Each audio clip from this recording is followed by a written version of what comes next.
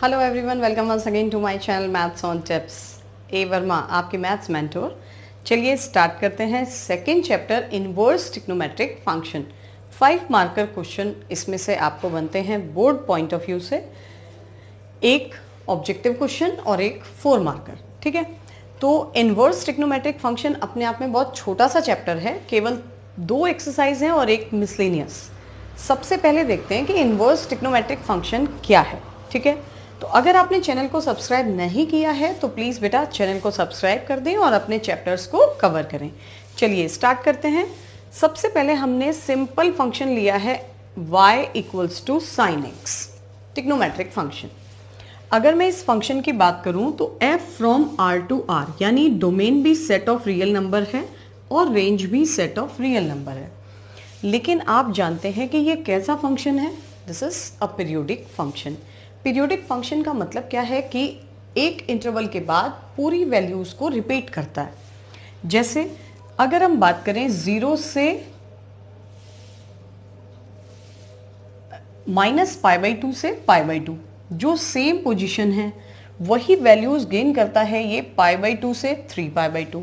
Same अगर हम इधर की तरफ बात करते हैं तो -3π/2 से -π/2 तक जो वैल्यूज गेन करता है फंक्शन, वही सेम ये वैल्यूज हैं। ठीक है, तो हमने क्या किया कि जब भी इनवर्स फंक्शन की हम बात करते हैं तो इनवर्स फंक्शन केवल एग्जिस्ट ही तब करता है जब फंक्शन 1 भी हो और ऑन टू भी हो। लेकिन ना तो ये फंक्शन 1 है और ना ही ये ऑन टू है। कब? अगर मैं डोमेन को रियल नंबर का सेट और रेंज को भी रियल नंबर का सेट एज्यूम करूं।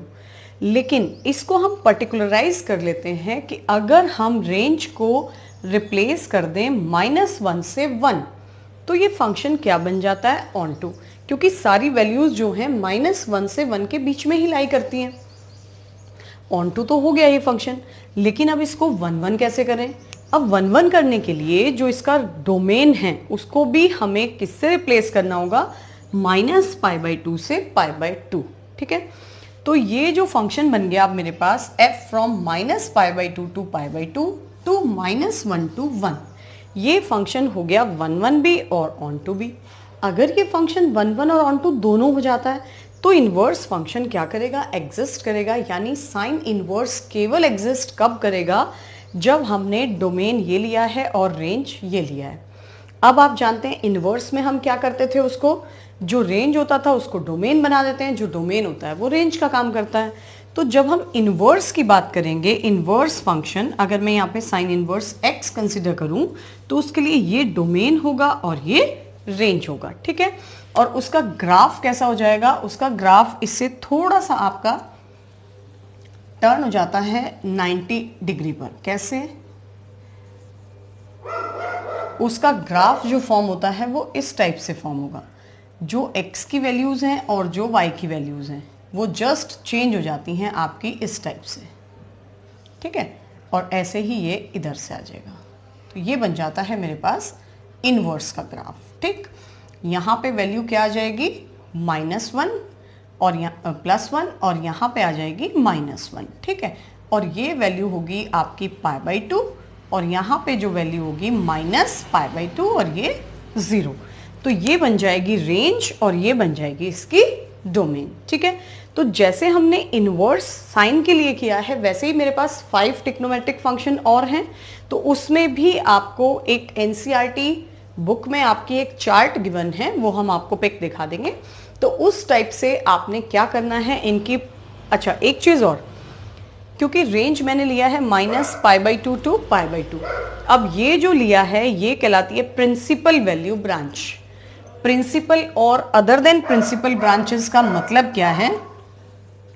थोड़ा सा इसको क्लियर कर लें आप, क्योंकि अभी हमने कहा कि ये फंक्शंस सारे के सारे क्या होते हैं? पीरियोडिक फंक्शंस होते हैं। ठीक, तो पीरियोडिक फंक्शन का मतलब है कि जो वैल्यू -π/2 से π/2 के बीच में है वही वैल्यूज π/2 से 3π/2 के बीच में है, और वही वैल्यू -π/2 से -3π/2 के बीच में है। तो हम ये जो स्टार्टिंग वाली मिनिमम वैल्यूज हैं इसको तो हम कहेंगे principal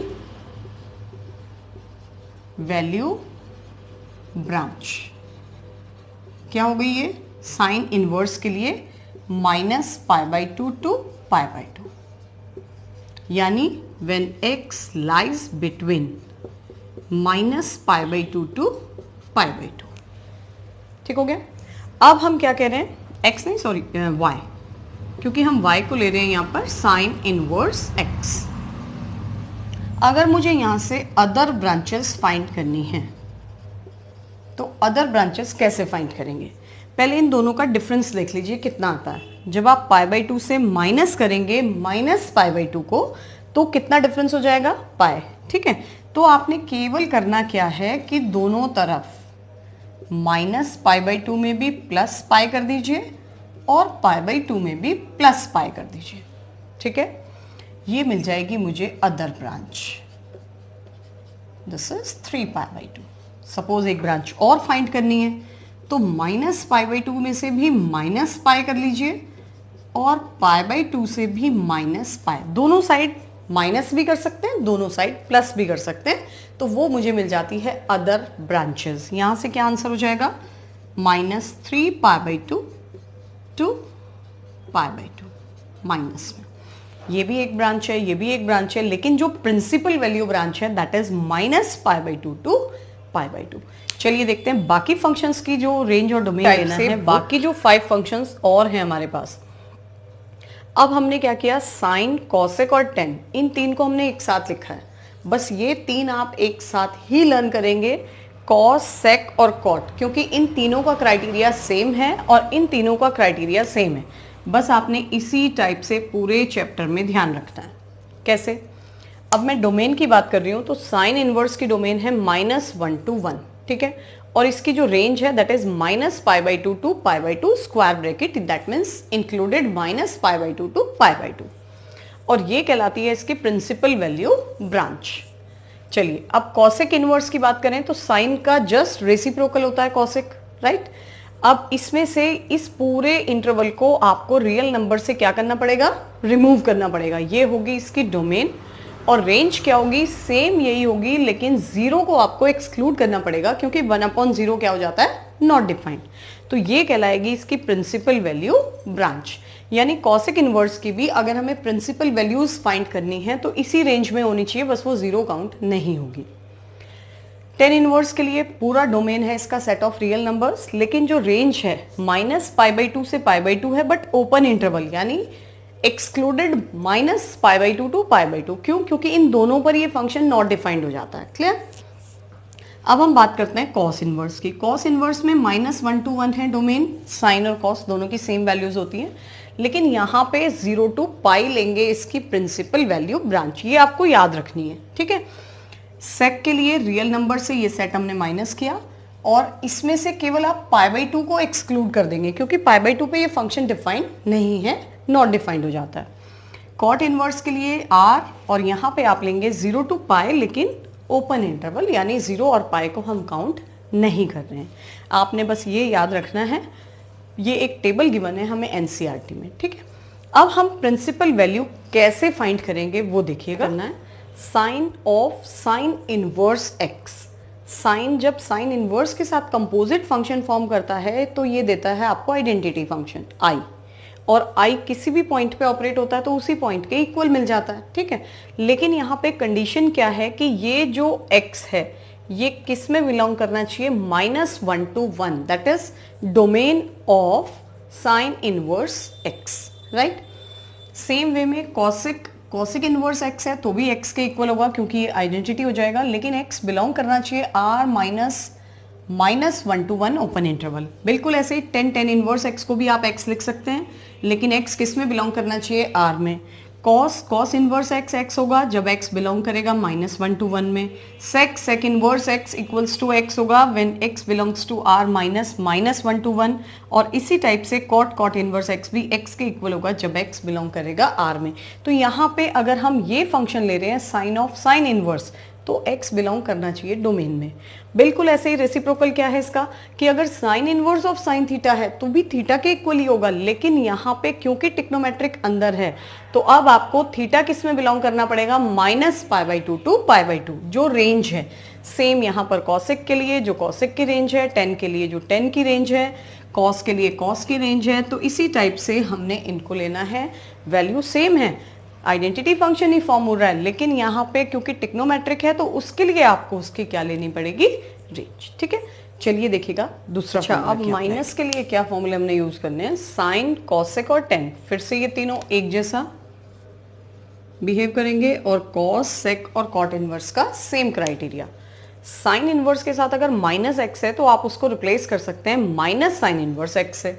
cosec inverse minus x है तो minus cosec inverse, tan inverse minus x है तो माइनस टेन इनवर्स एक्स। ठीक है, बस ये कंडीशन आपको ध्यान रखनी है कि इनकी डोमेन जो है वो यहाँ पे आनी चाहिए।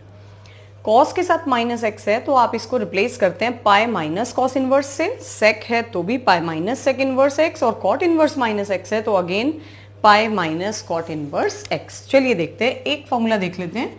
हमने एज्यूम किया suppose sine inverse minus x को y ले लीजिए।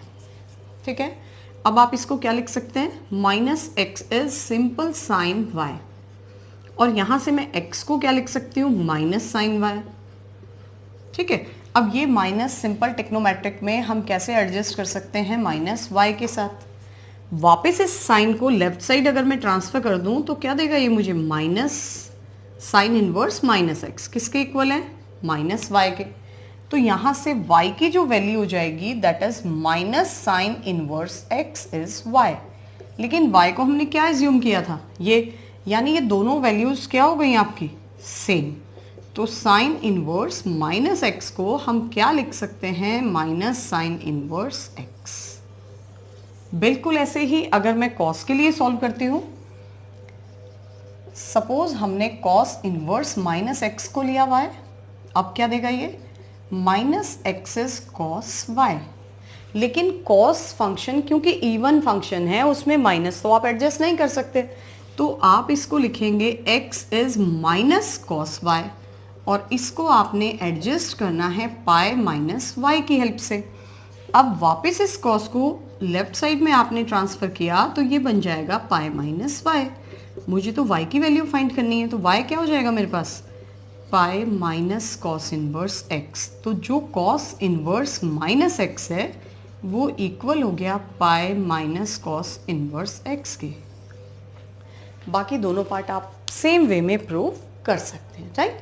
चलिए देखते हैं इसके क्वेश्चंस। फर्स्ट है find the principal values of, या सिंपल फाइंड द वैल्यूज भी है तो अंडरस्टूड है कि आपको प्रिंसिपल वैल्यू ही फाइंड करनी है।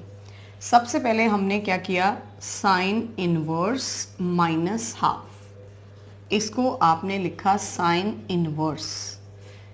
अभी एक फॉर्मूला था हमारा, हम क्या लिख सकते हैं इसको, माइनस साइन इनवर्स हाफ। यहां पे आप मेंशन कर देंगे sine inverse minus x equal है माइनस साइन इनवर्स एक्स के। ठीक है, चलिए अब हम इसको क्या लिख सकते हैं, माइनस साइन इनवर्स हाफ किसकी वैल्यू होती है, साइन के corresponding, this is pi by 6। ठीक है, sine sine inverse identity function हो जाएगा, माइनस पाई बाय 6 आंसर है। तो माइनस पाई बाय 6 इसकी रेंज में लाई करना चाहिए, बस ये आपको मेंशन करना है, दैट्स इट। सेकेंड है आपका कॉस इनवर्स रूट 3/2। अब ये तो सिंपल पॉजिटिव ही है, इसमें आपको कुछ खास करना ही नहीं है, बस रूट 3/2 को कॉस के प्लेस में चेंज कर देना है। अगेन ये भी किसकी वैल्यू है, पाई बाय 6 की। कॉस कॉस इनवर्स फिर से आइडेंटिटी फंक्शन, तो ये आ गया पाई बाय 6, ये बिलोंग करना चाहिए 0 से पाई के बीच में, जो कि कर रहा है। तीसरा है हमारा कॉसिक इनवर्स 2, कॉसिक इनवर्स। अब 2 किसकी वैल्यू है, क्योंकि कॉसिक है आपका साइन का रेसिप्रोकल, साइन 1/2 कब होता है, पाई बाय 6 पर, तो कॉसिक 2 कब होगा, अगेन पाई बाय 6 पर, और इसको आप लिख सकते हैं पाई बाय 6। ठीक है, तो कॉसिक की जो रेंज है अगेन वो क्या है, बिलोंग करना चाहिए minus pi by 2 to pi by 2 minus 0। ठीक है, तो इस टाइप से हमने क्वेश्चन सॉल्व करने हैं। सपोज कॉस में मेरे पास होता माइनस रूट 3/2, तो इसको हमें कैसे करना है, इसको हम करेंगे पाई माइनस कॉस इनवर्स, पॉजिटिव में आप इसको चेंज कर देंगे और यहाँ पे मेंशन कर देंगे by cos inverse minus x is pi minus cos inverse x.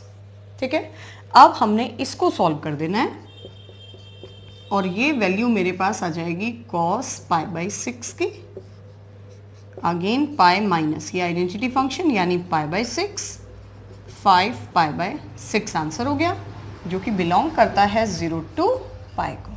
Tan inverse 1 plus cos inverse minus half plus sine inverse minus half, तो 2 या 3 फंक्शन एक साथ भी दिए हैं तो भी मेथड वही है, कोई चेंज नहीं होगा। टेन इनवर्स पॉजिटिव है इसलिए आप इसको यहीं पे चेंज कर देंगे पाई बाय 4 से, माइनस है इसलिए आप इसको लिखेंगे cos inverse half, minus outside आ जाएगा साइन इनवर्स हाफ।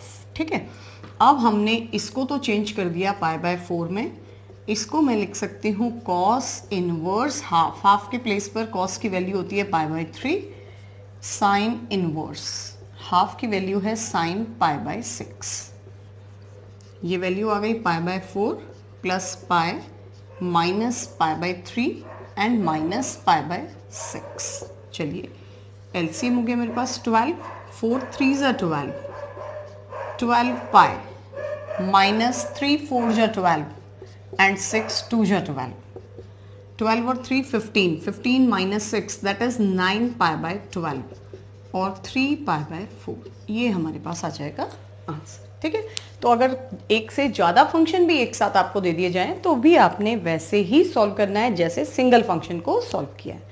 तो आज आपने फर्स्ट एक्सरसाइज कंप्लीट कर लेनी है, सेकेंड वीडियो में हम इसके सारे फॉर्मूले डिस्कस करेंगे और थर्ड वीडियो में सेकेंड एक्सरसाइज के क्वेश्चन। तो ये चैप्टर हमारा हार्डली 3 वीडियोस में कंप्लीट हो जाना चाहिए। तो आज आप इसकी फर्स्ट एक्सरसाइज कंप्लीट करेंगे, लेकिन कमेंट करके ज़रूर बताइएगा आपको वीडियो कैसी लगी। और चैनल को अगर आपने सब्सक्राइब नहीं किया है तो प्लीज़ जल्दी से चैनल को सब्सक्राइब कर दें और वीडियो अच्छी लगे तो एक लाइक भी ज़रूर दे दीजिएगा। So till then bye bye.